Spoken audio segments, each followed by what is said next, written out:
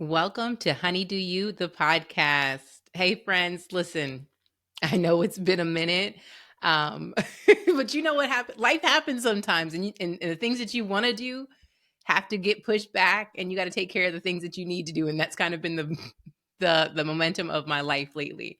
But I almost feel like it was a really good thing that this got pushed back to the new year because the last agreement is to do your best. And I feel like that is a beautiful way to start 2024 with the idea of simply doing your best. So, solo podcast for me today, just so you and I can talk one on one about what it means for you to do your best. I'm going to read the little excerpt from the book about the fourth agreement: always do your best. Your best is going to change from moment to moment. It will be different when you are healthy as opposed to sick.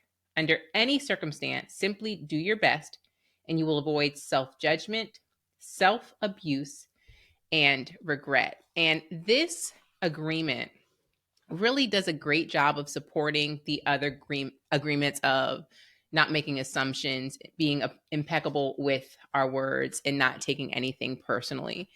Because if you were listening to like the last three episodes and you heard us talk about how difficult it can be to always be impeccable with your right word, right? Always try to be the best version of yourself. Always trying to not make assumptions. Those are really, really hard standards to live by at 100%, right? And so if you allow yourself some grace in this process, and you allow yourself just to create habits like not taking things personally or being good with the things that we say, honor in our word, and understanding the power that is within our words, and just um not making assumptions or taking things personally, realizing that what people do has nothing to do with us, right? Living by those three agreements can absolutely change your life. 100, 1000%. It can absolutely change your life. But the problem is, for many of us, if we don't meet those on a consistent basis, we start to beat ourselves up. And the last thing that you want is to live in a spiral of guilt and shame and self judgment. Because when you do that, those are the lowest emotions that any of us can have. If you've ever seen one of those vibration charts and it talks about like how to keep your energy high and vibration high, the lowest emotions on the totem pole are guilt and shame. So if you're creating these scenarios for yourself and creating these expectations for yourself and then not meeting them and then calling yourself a loser or talking crap about yourself because you didn't meet them, you are never going to get out of that shame spiral. And it just really affects your life on a daily and consistent basis. So if you're walking into the new year, 2024, if you can just walk and just hold on to this, at the very least, hold on to this fourth agreement and this idea of just doing your best, I promise you, it will change your life. Um, One of the things that I talk about a lot is giving yourself grace and meeting yourself where you are. As a teacher, this is something that comes up on a consistent basis, especially teaching math, right? I teach middle school math. And if I asked you the question, how do you feel about math? You're going to do one of two things. You're going to say, I don't like math. I've never been good at it. I don't like it. Or you're going to say, it's all right. It's good. I like it, right? Because you consider yourself a math person. And what do we say? We say all the time as math teachers, everybody, what makes a mathlete, what makes a math person do math, right? That's all it takes.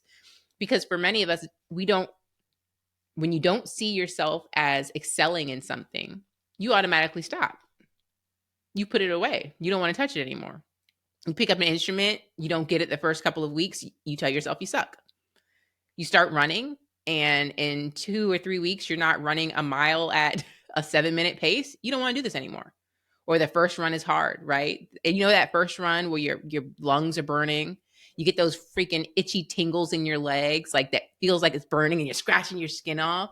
You automatically feel like, I am just not ready for this, right? And what do? You stop. You don't get past that first day. When we were in Hawaii, and Mandy and I have talked about this on previous episodes. When you're in Hawaii and we had that women's group that we ran, um, the first workout for girls, by the next day they would be like, "Oh my God, I'm so sore." right? Your body is sore because your muscles aren't used to being used and worked in the way that we were working each other, right? Um, and what we told the girls the same thing. You have to come back tomorrow. You have to come back tomorrow. Because if you do your day one and you feel sore the next day and you stop, your body is never going to get used to what habit you're creating, what new things you're introducing it to. But if you come back and you keep repeating that process, your body gets used to it and everything feels a little bit better and you get a little stronger and you can do a little bit more. That's the goal. It's baby steps towards that big goal of where you want to be. So if you take account of that doing your best mentality, then you're never failing at anything. You're just meeting yourself where you are on a consistent basis. And that idea is so beautiful to me. There's this really, really great quote in the book. I'm going to find it real quick. And it says, if you always do your best, there is no way you can judge yourself. And if you don't judge yourself, there is no way you are going to suffer from guilt, blame, and self-punishment. Right? Because when you know inherently, you know if you're showing up half-assed, as my parents used to say, it's half-assed work, right? And your parents say that often because they know who you are and what you're capable of. And when you don't show up as your best self, you're not giving what you potentially could, right? And when you do that, again, as that spiral we just talked about, that spiral of shame that just keeps coming back around, where you know that you didn't try, you know that you didn't set yourself up for success, and what your best is going to change on a consistent basis, because we're never the same people on a daily basis. Some days you may wake up in the morning and feel horrible, right? There's a quote that says, don't expect that you will always be able to be impeccable with your word. Your routine habits are too strong and firmly rooted in your mind, but you can do your best. Don't expect that you will never take anything personally. Just do your best. Don't expect that you will never make another assumption, but you can certainly do your best. And that best will change depending on how you feel on a consistent basis. If you're sick, your best on that day may be just getting up and getting into the shower, right? If you're a mom, especially, if you're a single mom or even just a mom, because our hands are always full, single or not, your best may just be 10 minutes a day because you're constantly running around your kids and your household and your family, right? And if you can just say, hey, I want to be a runner, but that is going to consist of 10 minutes a day that I'm giving to myself. And that could just be hell. Some days, I remember when my kids were little, they were too small to, for me to leave them in the home, or I just didn't feel like running with them. Because sometimes, I'm not gonna lie, a double stroller at the time was not fun. Some days I'd run up and down the damn stairs. Yeah, 3 flights of stairs. That's plenty of time, plenty of space to run up and down, right? And it may not be the perfect workout that we see on social media, but it's a workout and it's a good one. It does not have to be, it doesn't have to look like what it looks like for everybody else in the outside world, because most of the time people are showing you their best selves anyway. Nobody is showing you a full reel or full view of what that process looks like to get from here to here. And I always say, when it comes to social media and influencers and stuff, if you didn't show me where you started from, it's really, really hard for me to take your word for it. Because that journey, the journey is the moment, right? The journey is the beautiful part, because it shows your failures. It shows us all that it's not that easy, and it's not meant to be easy. We're supposed to enjoy that journey, take that process and realize what we learned from it, because we can share with other people what that process was like.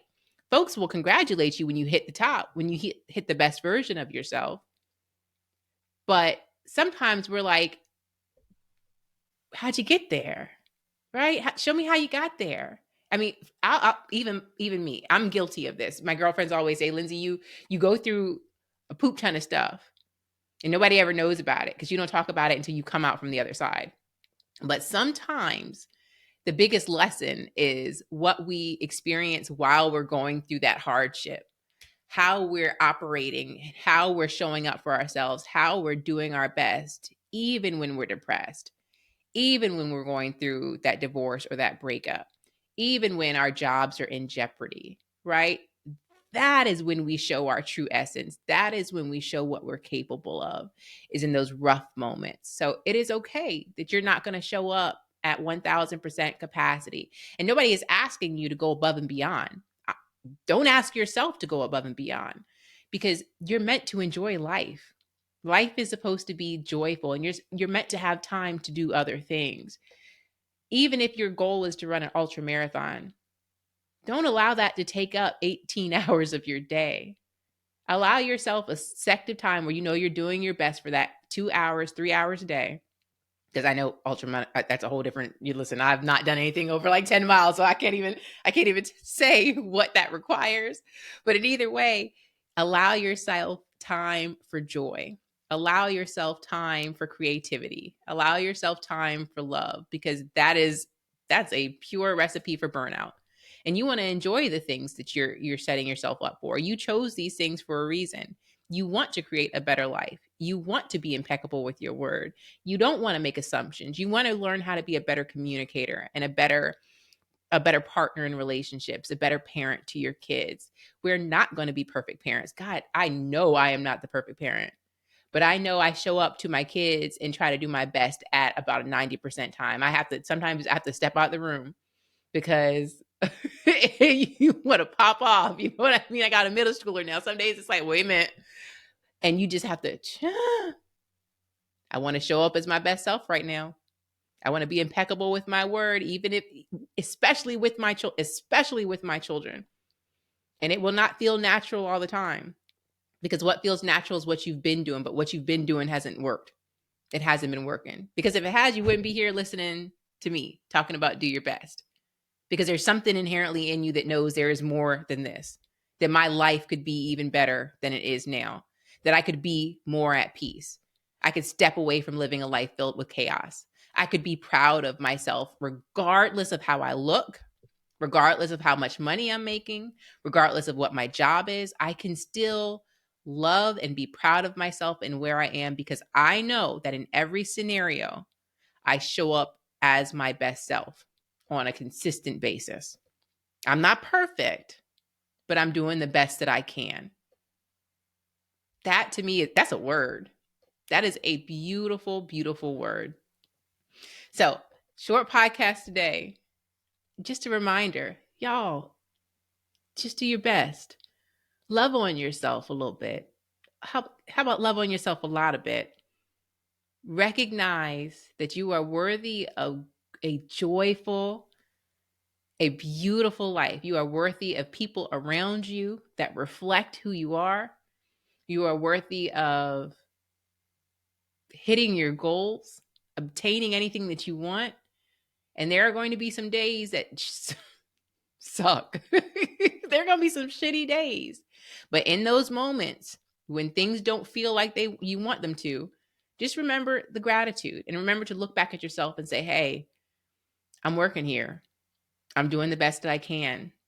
And I'm okay with that. I'm going to give myself some grace here. No perfection. Be patient with the process. Be patient with yourself. All right. I cannot wait to see where this podcast goes in 2024, because I feel, every once in a while, I got a feeling that this next year for a lot of us is going to be pretty phenomenal. And I'm going to keep putting that in the atmosphere. I'm going to keep sharing that energy. I'm going to keep sending out good prayers for everybody. Keep sending out some good high vibrations to all of you. Get out of that shame, get out of that guilt, get out of that judgment, the self-judgment, that blame. Walk into purpose, walk into joy. Hold on to your peace. If you don't let that go. Hold on to your peace, and let's see what's next. I love you guys. Listen, if you were antsy for podcasts, I'm going to put my TikTok link in the show notes, because I do have one where I'll put like 2 to 3 minute blurbs when I have something that I feel like I'm called to share. So I would love if you follow me there. And just remember, again, you're inherently worthy. We say it every time because I mean it. You're inherently worthy, no matter what you do, who you're with, how much money you make, car you drive, where you live. You are inherently worthy. I love you. We see you. We love you. Bye.